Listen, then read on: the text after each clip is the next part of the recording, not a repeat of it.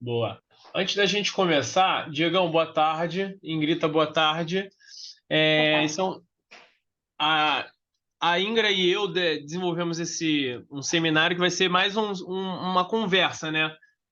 Que a gente tem conversado sobre a obesidade, a perda de peso, né? Estratégias para a gente combater esse mal aí que acomete, né, a população adulta, mais quase a metade da população adulta, 44%, se eu não me engano, da população adulta mundial é acometida com obesidade e causa um burden, né, um fardo aí financeiro incrível de trilhões de dólares ao ano, além de estar diretamente relacionada com inúmeras doenças crônicas, né? Então, assim, é um fator super relevante para a gente trazer à tona e discutir, né? Trocar ideia sempre como a gente pode impactar do lado médico, né? Do lado clínico, né? Quando já chega na doença, ou do lado do exercício, do profissional de saúde, quando a gente pensa em combater de forma não farmacológica, de abordagem aí com exercício. Então, quero agradecer a presença de vocês e que a gente dê início aí à nossa apresentação. Diego, você está super convidado, tá? E quero te encorajar a, pô, trazer à tona aí, a conversar sobre o assunto. Se você tiver alguma colocação importante, se você tiver alguma experiência aí para trazer, é importante que você fale para a gente aqui também, porque esse seminário de hoje ele faz parte do nosso programa de autoridade no emagrecimento, tá? Que a gente vai estar aos poucos aí disseminando para os profissionais de saúde do Brasil inteiro e quem sabe até do mundo. Beleza? Vamos lá, Ingrita. A palavra é sua. Boa tarde. Não sei se o Diego sabe, mas eu sou médica de família e comunidade. E o Luan pediu para eu conversar, né, sobre obesidade, e eu topei, uma vez que eu mesma sofro disso, e acho que é um assunto muito atual e certamente um pouco polêmico nas atualidades, né? Devido a algumas questões. E aí eu pensei profundamente, refleti bastante sobre esse assunto de vários pontos de vista, porque como médica de família, a gente entende que qualquer patologia que a gente considere como algo patológico, né, não tem raiz só no biológico, né? O ser humano é um ser biopsicossocial espiritual. Então a gente precisa pensar qualquer coisa do ponto de vista holístico da pessoa. E essa foi a minha proposta quando eu comecei a ler sobre os artigos. E, obviamente, que não daria para dissecar tudo isso em uma única apresentação. Então, a ideia é fazer mais algumas, né, Luan? E essa é só uma introdução, assim, para a gente provocar mesmo a reflexão sobre esse assunto. Foi isso que eu pensei nesses Boa, slides boa, aqui. Então, pode passar. boa. Diegão, se apresenta aí pra gente. Ah, tá bom. Ah, pode passar o slide? Desculpa, eu me É. confundi. Vamos lá, desculpa. Não, mas o Diego pode se apresentar também. Se apresenta aí, Diegão.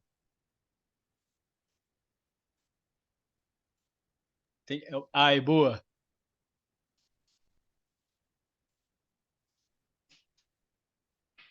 Tá Acho mudo. que teu fone de ouvido tá. O microfone não tá funcionando. Eu, Agora vai. sou Opa, agora estagiário, vai. eu sou estagiário do TTC, estudante de educação física, estou no sexto período e estou aqui para participar do seminário, ouvir, discutir e aprender mais sobre as questões de emagrecimento, tanto no âmbito clínico quanto da educação física, entre outras questões. Perfeito, Diegão, seja bem-vindo. Ingra, obrigado. Pode passar, Ingra? Pode. Então, como eu botei no título, né, uma brincadeirinha aí com a radiografia, eu trouxe essa imagem para propor uma provocação, né? E eu queria saber de vocês o que que essa imagem provoca em vocês, o que que vocês enxergam quando vocês olham para isso. É, é um pouco chocante, né? Assim, Eu vou anotar aqui as palavras que vocês forem falando. Pode falar. Boa. É um pouco chocante, assim, a me traz uma sensação, assim, de... Não sei. O que me chama atenção, de fato, assim, mais me chama atenção são as extremidades, né, dessa pessoa que estão ali escuras, né?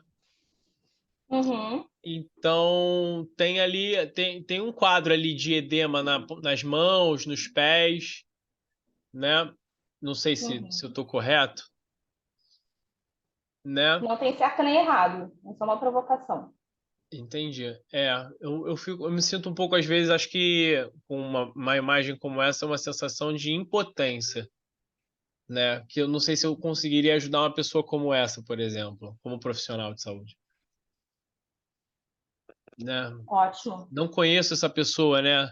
Não sei como eu poderia cuidar dela, saber mais como ajudá-la se eu não conheço ela, né? É por aí. Sim, quem é essa pessoa, né? Exatamente. Não sabemos só pelo raio-x. Exato. Diego, quer falar? Preocupado com essa pessoa, porque eu não sei o que fez ela chegar a esse ponto, mas é preocupante. E um pouco assustado também de saber, de ver isso, que é, eu não sei explicar, é meio de tudo que eu estudei, que eu tô vivenciando, que eu tô praticando, ver que alguém chegou a esse ponto, independente das causas, motivações, é preocupante, porque isso não é só mais não entra mais só num lance estético, isso trata diversas complicações, e do mesmo jeito que o Luan colocou, eu não sei se eu conseguiria lidar com uma pessoa assim. Saber orientar como profissional da saúde. Boa. Certo. Eu anotei aqui umas coisas que eu pensei quando eu vi essa imagem. E, primeiramente, é, eu pensei naquela imagem do homem vitruviano, sabe, do Leonardo da Vinci. E eu pensei, primeiramente, em refletir sobre a diferença, né? Como que o homem contemporâneo, como que na atualidade, esse é o retrato do homem contemporâneo e não aquele, né? Se a gente for parar para pensar. E a tendência é piorar pelos estudos, né? E aí, quanto mais eu refleti sobre essa imagem, olhando, né, a proporção, as proporções, para mim me veio uma palavra muito clara na cabeça, que é insustentabilidade, né? É insustentável isso. E não é para dizer que é uma gordofobia, né? Eu acho que a gordofobia entra em outros assuntos, né? Que tem a ver com respeito ao próximo. Mas se você olha do ponto de vista biológico, né? Você olha o esqueleto, a proporção disso para o que ele precisa carregar, não tem como isso ser sustentável, né? E, portanto, pode passar o slide, por favor. Eu fiquei pensando na própria definição de obesidade, né? A Organização Mundial de Saúde diz que é o acúmulo excessivo ou anormal da gordura que representa um risco para a saúde. Então, não basta só qualquer acúmulo de gordura, né? É aquele acúmulo que representa um risco para a saúde. Então, se por definição a obesidade representa um risco para a saúde, por definição, na minha opinião, a gente tem que encarar como uma patologia, né? E ela é determinada de uma forma mais objetiva pelo IMC, né? Que é o peso dividido pelo quadrado da altura, e valores acima de 30 são considerados já como obesidade. Pode passar. Ainda Se quiser falar alguma coisa, quando pode você, falar. quando você fala de risco para a saúde, né? Me vem em mente, assim, né? Não só pelo peso em si, né? O peso corporal que vai trazer prejuízo para as articulações, né? O excesso de tecido adiposo ali precisando ser alimentado pelo fluido, né? O excesso de estresse na maquinaria cardíaca, mas também pelo quadro inflamatório generalizado que esse acúmulo aí de tecido adiposo amarelo causa, a inflamação do tecido cerebral, do tecido hepático, relativamente, né, a diminuição significativa do tecido muscular, porque o indivíduo que ele atinge esse grau de obesidade, ele perde a aptidão física, ele perde a autonomia para o movimento, então ele perde também força, ele perde potência, perde massa muscular. E todos esses fatores juntos, risco cardiovascular, problemas para a movimentação, né, perda de autonomia para o movimento, inflamação sistêmica, cerebral, hepática, tudo isso vai causar dislipidemia, vai causar problemas hormonais, diabetes, resistência à insulina. Então, é um risco direto para a saúde. A obesidade ela vai potencializar outros riscos que estão diretamente relacionados. Então, assim, infelizmente, é triste dizer, mas a obesidade, quando ela chega na ilustração aqui que a gente viu, é uma bomba relógio, né? A gente não sabe, é difícil a gente mensurar, né, o risco que essa pessoa está correndo. Sim, é verdade. Vamos lá, desculpa interromper. Não, acho que essa é a ideia mesmo. E aí eu pensei, por que falar sobre obesidade, né? Qual a importância disso? E aí, se a gente for olhar para a epidemiologia, esses dados eu tirei do UpToDate, depois eu posso compartilhar as referências que eu usei, e esse estudo traz que é uma revisão, né, de outros estudos, traz que em 2015 aproximadamente 604 milhões de adultos tinham obesidade, né? E isso no mundo. Desde 1980, essa prevalência ela veio aumentando, né? E de forma consistente em mais de 70 países. E também em outros países ela aumentou, mesmo que não estivesse só dobrado, né? Mas assim, ela aumentou proporcionalmente em todos, né? E foi visto que as taxas de aumento foram similares entre homens e mulheres, ou seja, tanto homens quanto mulheres aumentaram, né, essa obesidade. E foi maior esse aumento na faixa etária entre adultos jovens. E em 2015, em todos os níveis socioeconômicos, a prevalência de obesidade foi maior para mulheres do que para homens, né? Isso tem um impacto se a gente parar para pensar, socialmente falando, que a mulher, isso acaba sendo um assunto não só de saúde da mulher, né? É um assunto de saúde do homem também, mas se isso afeta mais as mulheres, isso deveria ser considerado, por exemplo, por ginecologistas, né? Sim, então, interessante. É um assunto de assim, principal importância quando você considera que as principais causas de morte, né, no adulto no Brasil são causas de circulação, de choque circulatório, né, por parada cardíaca, geralmente por infarto, e que um dos fatores de risco do infarto é a própria obesidade. Então, eu trouxe esses dados para pensar nesse aumento, né, que vem acontecendo ao longo dos anos. E eu acho que isso mostra a importância de se falar sobre obesidade, né? Pode. Legal. Falar, Assim, pode falar. sabe o que eu estava pensando? Que se o maior impacto nas mulheres é na mulher, há muito tempo atrás, né, quando a gente falava em comportamento alimentar, praticamente não existia obesidade, né? Há 50 anos atrás não existia, né, praticamente obesidade, há 60 anos atrás não existia obesidade, ponto. A obesidade ela acabava sendo um privilégio do rico, né? Aquele que se alimentava em excesso, comia a soberba. Enfim, hoje em dia, o fator socioeconômico ele é um dos determinantes para a obesidade. Se alimentar bem, ser saudável, ter consciência e a educação de que existem formas melhores, mais saudáveis de se alimentar, é um fator que só o rico tem, né? Que pessoas mais educadas têm, né? Que pessoas que têm maior condição financeira têm. Então, além disso, os alimentos eles se tornaram mais baratos e mais ricos em energia, ou seja, mais gorduras saturadas, enfim. Então, a pirâmide ela inverteu com o passar do tempo e a obesidade, e o fator socioeconômico se tornou um determinante da, da, da obesidade. Junto com isso, nessa linha de raciocínio, né, o que mudou?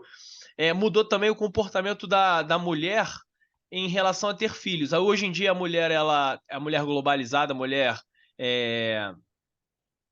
principalmente da nossa área, né, o ocidental, ela tende a ter filhos mais tarde. A mulher na mesma linha de raciocínio, né? A mulher com maior poder socioeconômico, a mulher com maior nível educacional, ela tende a ter filhos mais tarde e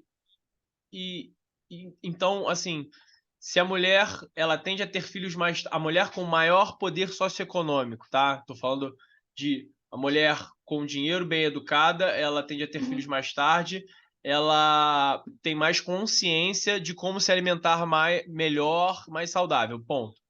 Tem a mulher no outro extremo, que tem menor condição educacional, tem menor poder socioeconômico, não sabe se alimentar e ela não tem a consciência maternal, de estrutura familiar.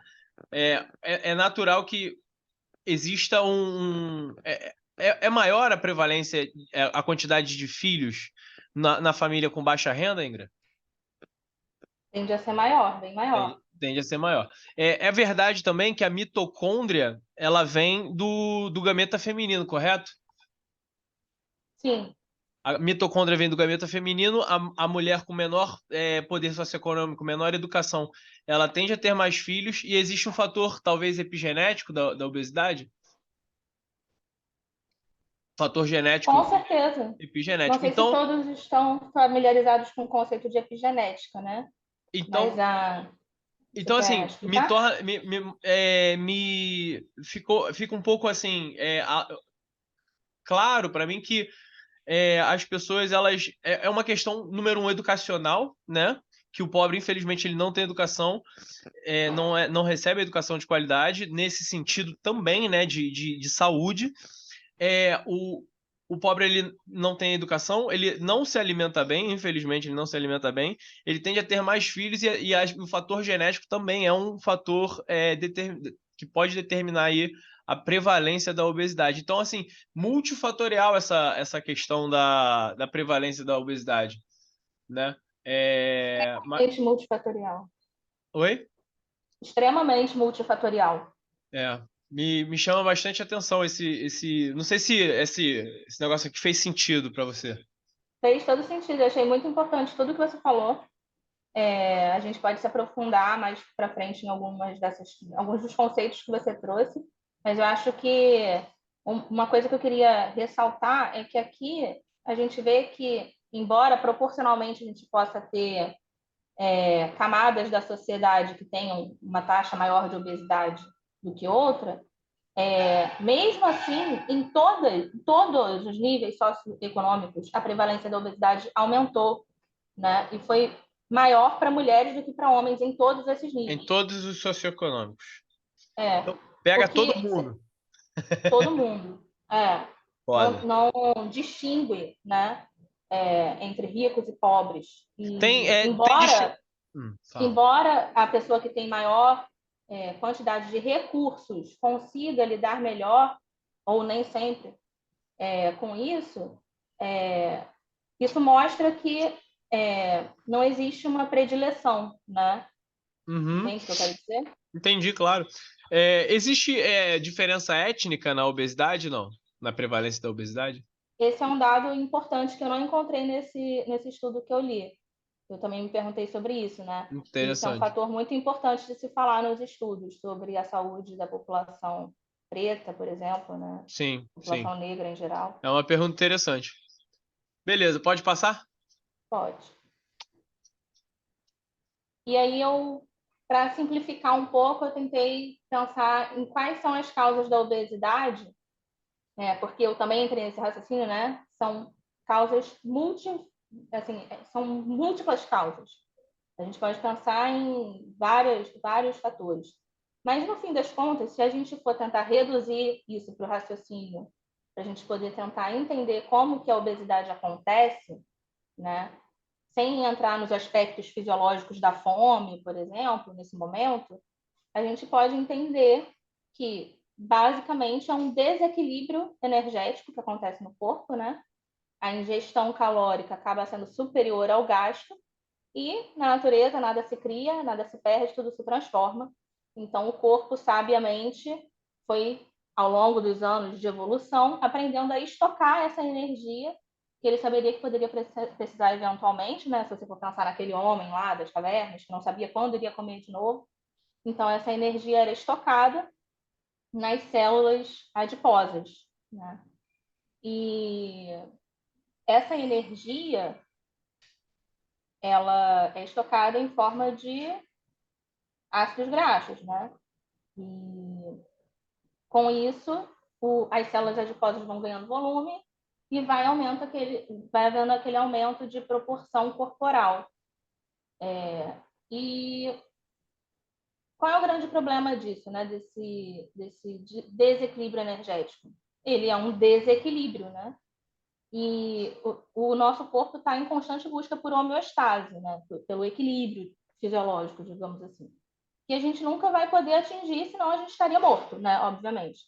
Mas é importante ter essa imagenzinha da balança na cabeça quando a gente quer tentar pensar em todos os fatores que contribuem para isso, porque no fim das contas vai ser essa continha matemática que vai fazer algum sentido. Então, a gente pode tentar desviar essa balança, né? Porque a obesidade acontece porque a ingestão está superior. Então, a gente precisa tentar desviar essa balança no sentido de aumentar o gasto e diminuir a ingestão, né? Existem medicamentos que podem ajudar com isso, no gasto calórico? Atualmente, não, né? Dizem que sim, que tem... Sibutramina, não? Não, a sibutramina, ela regula a fome. E o embino não ajuda, não? Hã? E o embino não ajuda, não? De aumentar a taxa metabólica basal, não. Pelo menos eu desconheço. Os medicamentos que são utilizados hoje em dia para emagrecimento, os que eu tenho conhecimento, né? Pode ser que exista algum que eu não conheça, obviamente. Mas os que têm comprovação, evidência científica, né? Que têm os melhores desempenhos, digamos assim, eles trabalham na regulação da fome para diminuir essa ingestão calórica, justamente, né? Ou então a cirurgia bariátrica, né? Que vai atuar justamente, né? Se a pessoa está comendo muito, qual é o racional da cirurgia bariátrica? Conforme a pessoa se alimenta em grandes volumes, o estômago se dilata. E todo o processo fisiológico, que a gente pode entrar em detalhes em um outro encontro, ele acontece também devido a essa superfície do estômago, né? E aí, qual é o racional? Diminuir o estômago, né? Para que você, em termos de volume e em termos de produção de substâncias também, você consiga reduzir a fome. Só que qual é o grande problema disso?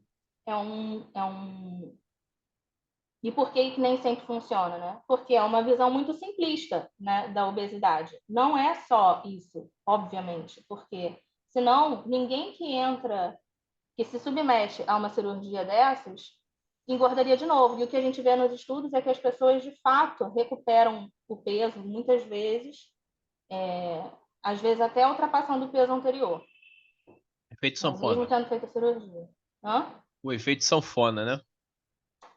Efeito sanfona. Mesmo após a cirurgia, Mesmo após a cirurgia, corte né? com dissecção do. Existem várias técnicas. Porque tem A o técnica corte. principal, Fala. a técnica principal se chama sleeve, né? Que Se é eu com não, balão? manga, né? Você corta assim. Enfim, não vem ao caso as técnicas, mas Tá bom. a grande questão é que cada cirurgia dessa tem seus diversos efeitos colaterais, algumas causam síndromes desabsortivas, enfim, hipoglicemia. Então, são cirurgias, assim, na verdade, é uma solução drástica, uma tentativa de solução, né, na verdade, que nem sempre vai resolver porque está olhando o problema como se a culpa fosse do estômago, quando claramente não é, né? Isso tudo para dizer o quê? Que é o que eu converso muito com pacientes meus que às vezes querem entrar nessa da cirurgia bariátrica, não para desencorajá-los a fazer de jeito nenhum, mas para que eles entendam o que significa, né? Que a obesidade também, na minha opinião, ao meu ver, começa na mente, né? Então, a fome, ela não é só uma mera questão de estômago vazio. A fome, muitas vezes, as pessoas falam, né, na internet, fome psicológica, né? Ou então Ansiedade, né? ansiedade, né? Porque a comida, ela tem toda uma questão psicológica de afeto, Isso né? entra no sistema límbico, né? Sim, né? Por isso que assim, é extremamente complexo você pensar em obesidade e não pensar em saúde mental, né? Porque é meio que também afetivo, se você parar pra pensar. Afetivo e também uma válvula de escape. Porque nem todo mundo que se estressa gosta de treinar. Aí acham uma válvula de escape que muitas das vezes é a comida. E Pô, até mesmo o valor que isso tem, né? boa. Uhum. Quem nunca pensou no comfort food? Ah, Não é é um verdade? clássico, né? Comfort Quem food. nunca? Quem nunca abriu um vinhozinho para relaxar? Quem nunca foi Exatamente. pedir uma comida diferente, uma pizza, sei lá, e disse: hoje eu mereço. Não é verdade? Exatamente. É. Então, Ó, acho que para entender a obesidade, a gente precisa entendê-la como um todo, como eu falei desde o início, só para a gente, né, fazer um fechamento de alça. E eu encerrei aqui de forma um pouco precoce, porque eu entrei, confesso, num multiverso de por onde abordar. E eu queria saber de vocês como que a gente pode seguir daqui para frente, sim. o que vocês gostariam de ouvir. Eu sou um apaixonado pela fisiologia, né? Então, quando você fala de que a, que a, que a obesidade ela começa na cabeça, eu lembro de neuropeptídeo Y, NPY, que você já ouviu falar. Lembro de leptina, grelina. Lembro de sistema de recompensa, dopamina, núcleos da base, Exatamente. né? E aí você Uhum. falou de dissecção ali do estômago, sabe? O estômago, ele é o primeiro... No estômago tem os primeiros neurônios receptores de açúcar. E tem uma Sim. alça direta com os núcleos da base para a produção de dopamina assim que o açúcar, mesmo que não exista ali a absorção direta, né? Tem absorção de açúcar no estômago, não? Ou tem? Ou é Olha, só na primeira alça ali do intestino, no do estômago, duodeno? geralmente não, que eu me Então, lembre, não. mas tem neurônios dociceptores, vamos dizer assim, glicoceptores ali, que eles percebem a Hum, glicose e imediatamente eles sinalizam para o cérebro a presença da molécula e causa já a produção de... A gente está ficando sem tempo, hein, pessoal? Causa já a liberação de dopamina. É por isso que existe o efeito rebote dos adoçantes, né? Você consome ali o alimento que é adocicado, no estômago, na tua cabeça, na tua boca, já percebe o doce, o estômago ele entende ali que deveria existir uma glicose e reporta que não aconteceu a presença da molécula. E aí acontece um craving, né? Que é o desejo pelo açúcar, né? E aí a pessoa fica naquela alça de querer cada vez mais. sim. E uma coisa importante de falar sobre o que você falou de receptores de glicose, que foi uma coisa que me veio à cabeça quando você falou, é que os músculos têm muito receptor de glicose, GLUT4. né? São os canais Exatamente. GLUT4. Mecanosensitivos. São sensitivos à contração muscular. Contraiu o músculo, o GLUT4 abre. Exatamente. Então, se você tem músculo, você tem o quê? Menos glicose na circulação sanguínea, né? Sim, o exercício de força em especial, ele aumenta a sensibilidade à insulina. E a insulina que, por si só, é um hormônio anabólico, pouca gente entende a insulina dessa forma, né? Mas ela é anabólica de glicogênio, é anabólica de tecido adiposo, ela produz, né? Ela aumenta a produção, Uhum. o crescimento em si desses componentes, e ela é inflamatória, né? É isso? É, É um hormônio é isso. pró-inflamatório. Maneiro. Vem cá, fala pra gente aqui da tua analogia que já não é mais uma balança, evoluiu para um elevador. Conta essa teoria aqui pra gente. A gente tem 5 minutos. Tá. É, porque assim, eu fiquei olhando para essa imagem e eu percebi que talvez, embora dê para entender bastante do que quer ser passado por essa imagem, talvez ela seja um pouco reducionista, né? Ela não considere alguns fatores e tudo mais. E aí foi até engraçado, porque foi quando eu estava pensando nisso, chegou um iFood que eu tinha pedido aqui. O quê? É, olha só as contradições da pessoa, né? Mas aí eu fui no elevador e aí eu pensei, olha, faria muito mais sentido se a comparação, né, dessa questão do balanço energético fosse feita por meio de dois elevadores em paralelo ao invés de uma balança, né? Porque assim você passa uma sensação de que uma coisa é diretamente proporcional à outra, né? Conforme você aumenta a ingestão, você diminui o gasto. E não necessariamente, né? Você pode manter o gasto igual e aumentar a ingestão ou diminuir a ingestão. Uma coisa é interdependente da outra, né? Sim. Senão não haveria o acúmulo, né? Portanto, eu pensei, a gente tem uma taxa metabólica basal, então não tem como o gasto ser zero, né? Então, os elevadores teriam que ser cada um em um nível diferente, né? O da ingestão poderia ser zero, a gente pode não comer nada, né? A gente pode ficar em jejum, por exemplo. E aí, a gente ficando em jejum, vamos supor que seja um elevador que sai do térreo. E o gasto sempre vai ter que ser pelo menos um elevador que sai do primeiro andar, digamos assim. Sim. Não sei se está dando para acompanhar sem um desenho, né? Eu não imaginei que você fosse me perguntar isso. Pô, mas claro que eu vou perguntar. Não, mas esse é Senão o eu tinha início feito de o tudo, desenho. é uma teoria diferente. Essa balança aí que a gente vê, gasto, ingestão, etc., ela, ela aponta ali que a balança está pesando para o gasto, né? E que a ingestão tá perdendo. A ilustração do elevador, acho que ela mostra, leva a gente para um outro nível de reflexão, Uhum. mostrando que ambos os elevadores eles estão funcionando integralmente, sempre, o tempo todo. E Sempre de vai ter forma algum. interdependente. Sim, sim, né?